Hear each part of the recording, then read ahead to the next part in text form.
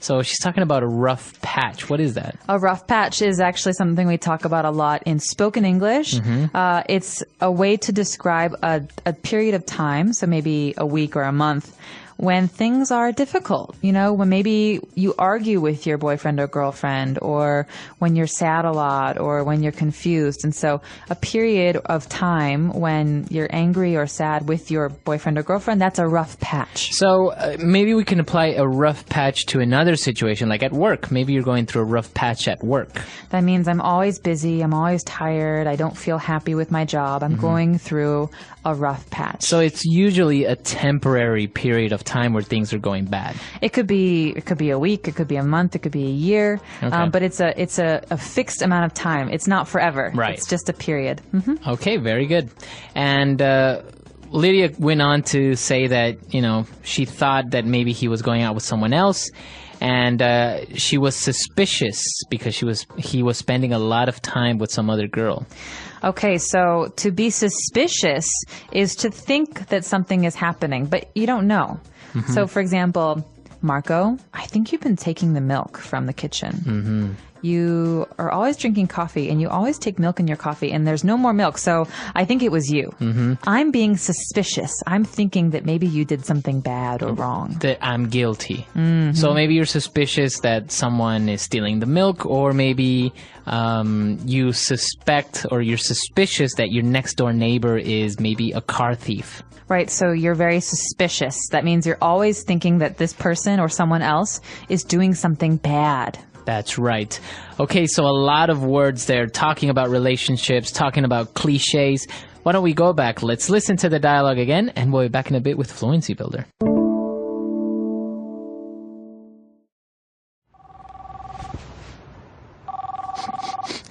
Hello? Hey, do you want to go out tonight? No, I think I'll pass. Mark broke up with me. I feel awful. What? What happened? Just last week you were talking about going on vacation together. I don't know what I did wrong. He said he needed some space to figure things out. He said I didn't do anything wrong, that I'm a great person, just not the one for him. That's so cliche. Mark's not worth your time, Lydia. You deserve so much better. I know we had hit a rough patch, but I had hoped we could work it out next weekend when we both had some time off. I think he found someone else. I had been getting suspicious because he had been spending a lot of time with a coworker. Whatever. He's a jerk. Forget about him. There are many more fish in the sea. Talk about being cliche, Maggie. But you're right. There's no use for me to sulk around. Let's go out tonight. All right, we're back. So now let's take a look at some of those phrases on Fluency Builder. Fluency Builder.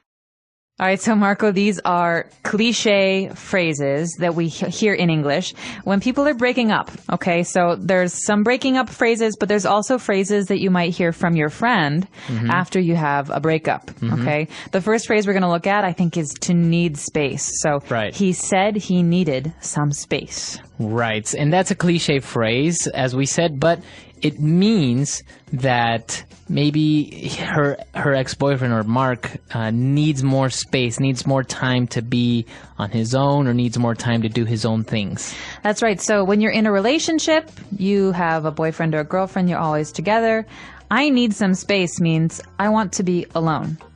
I don't want to be with my boyfriend or girlfriend. Sometimes this is just a small period. Sometimes it's forever. It depends. That's right. So when somebody says that they need space, it means they need a little bit of more time to be on their own, or to be alone, as you said. And also, he had also given her another cliche phrase. Mark said that she is not the one for him. Okay, so the emphasis here is the one. The one, that's right. She's not the one for him. So in English, we often talk about the one, and this means the person that you will marry, the love of your life. Your significant other, your other half. That's right, and so you hope that you will marry the one. But her boyfriend realized, he said, listen, I like you, but you're not the one. You're not the person that I will marry. So this is a phrase you often hear in breakups. So if you're single, single, maybe you don't have a boyfriend or you're not married, you might say that you haven't found the one. Or yeah, you have a lot of different boyfriends, but you still haven't found the one. That means the one you will marry. That's right. Okay, very good. And now towards the end of the dialogue, Maggie also gives her some advice and said, you know what? Forget about him. There are many more fish in the sea. Okay, so this is a phrase that we often say when we're trying to make somebody feel better. So the person is sad and we want to make them happy. And so there are many more fish in the sea means that there are other men in the world. Okay, right. You're sad. You broke up. I understand. But there are so many other men you could date. So she's trying to say, hey, listen, look at this world. There's so many different options. That's right. So it's the similarity of how in the sea you have so many fish, in the world you have so many men, so don't worry about it. And you can say this about women too. So, for example, if I'm talking to my male friend or my brother, and my brother just broke up with his girlfriend, I can say, hey, listen, there are many more fish in the sea. That's many right. other women. So don't worry about it. Don't worry about it. You'll be okay. And Lydia says, you know what? I think you're right. And there's really no use for me to sulk around. So what does she mean to sulk around? To sulk. Now, this is something that is very visual for me. I see somebody sulking. Their head is low. They're sad. Someone who is sulking often wears their sweatpants or their pajamas. They don't make change. themselves look good.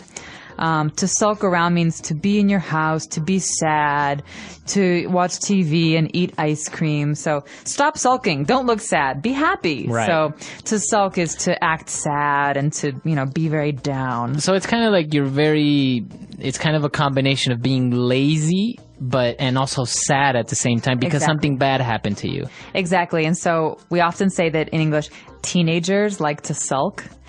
Oh, I'm so angry at my parents. And your parents will say, hey, stop sulking. Go study. Right. That's right. Very good. Okay, so a lot of great phrases here. I think we can go back. Let's listen to this dialogue one last time.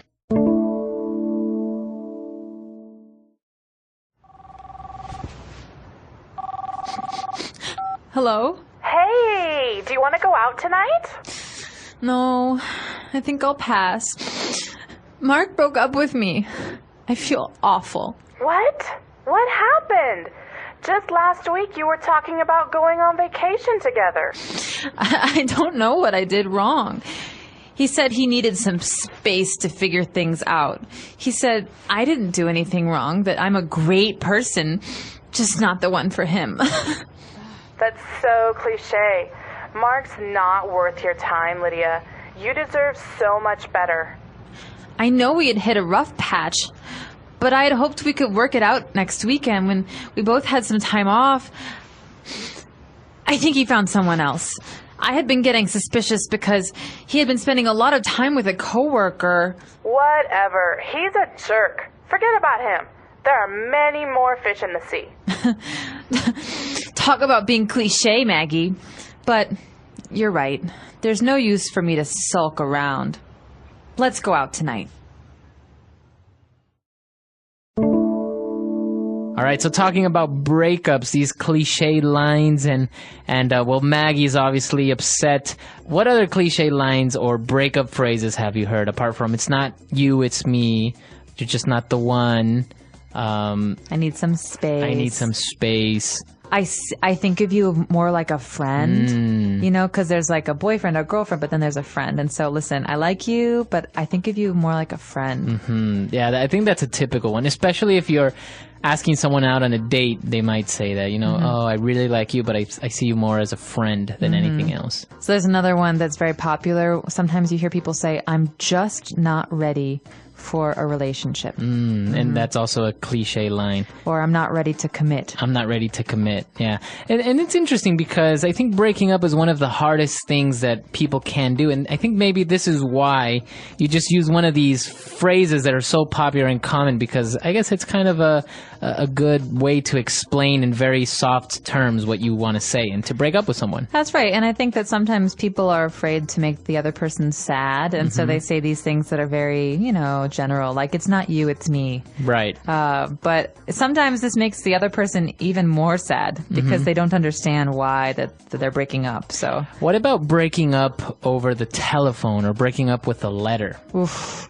Generally, at least in America, we say that breaking up over email or letter or phone is not a good way to end a relationship. It's very cold. It's very cold. So the other person would be very angry if that happened. That's right. You just want to see the person and say, listen, let's have a conversation. Let's talk about this Right. face to face. Okay. So this is actually very interesting because as we say, maybe in other countries or in other cultures is not really a negative thing to break up over the phone or maybe send an email saying, you know what, I don't want to see you anymore.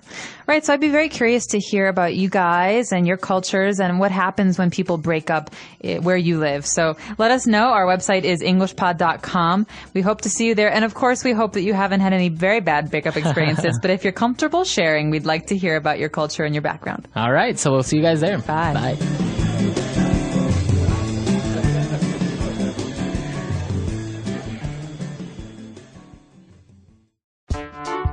The English Pod Audio Review. Listen to the meaning, then say the vocabulary word. End a romantic relationship.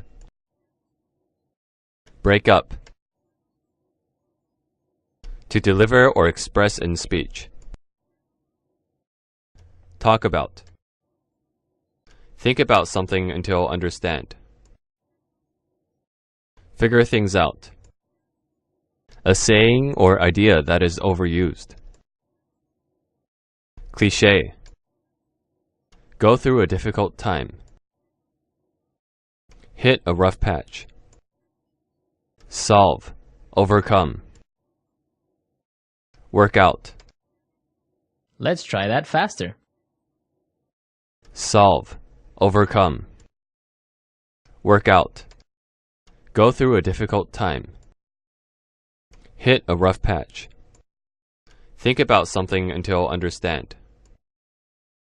Figure things out. A saying or idea that is overused. Cliché. End a romantic relationship. Break up. To deliver or express in speech. Talk about. Now say the word and hear it in a sentence. I think I'll pass on the broccoli. Cindy said she would pass on the offer.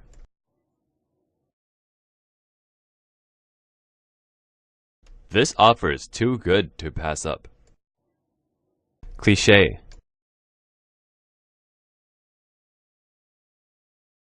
The things he says are very cliché, but very sweet. Cliché.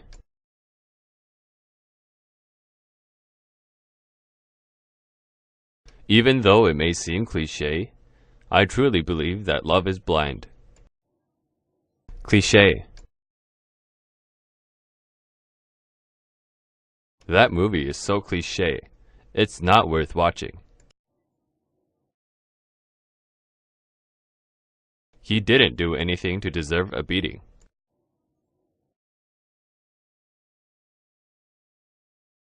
I've worked really hard. I think I deserve a better pay.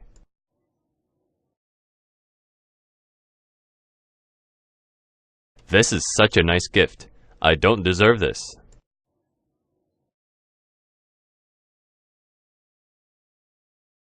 Tim is suspicious that his neighbor, Janet, is stealing from him.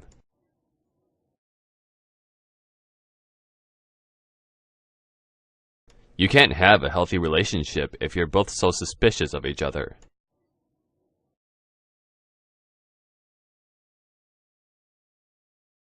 Anna is suspicious of everybody. She doesn't even trust her own family.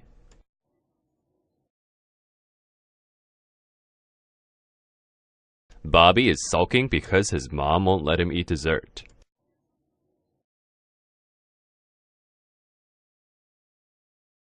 Don't sit there sulking because you lost your job. Go find a new one.